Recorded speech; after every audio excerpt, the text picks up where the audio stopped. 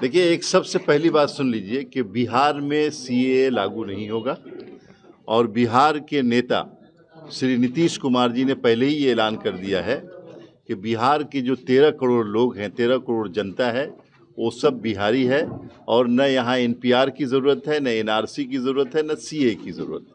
इसलिए बिहार के नेता श्री नीतीश कुमार के रहते हुए किसी को न तो चिंता करने की ज़रूरत है, न सोचने की ज़रूरत है।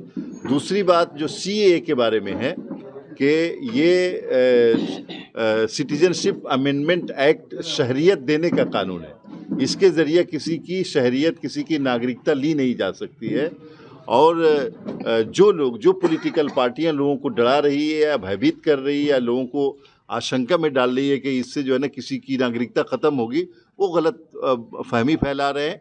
और इस बात का मैं तमाम बिहार के लोगों को यकीन दिलाता हूँ कि 13 करोड़ जो बिहार के लोग हैं, चाहे वो हिंदू हो, मुसलमान हो, ट्राइबल हो, क्रिश्चियन हो, बुद्धिस्ट हो, नीतीश कुमार जी के रहते हुए यहाँ की असेंबली ने पास किया है कि बिहार में एनपीआर एनआरसी की कोई ज़रूरत नहीं है, कोई यहाँ पे कोई कानून लागू नहीं होगा। घोषणा हो गई लेकिन पहलवान का पता नहीं। पहलवान है नीतीश कुमार, पहलवान खड़े हैं।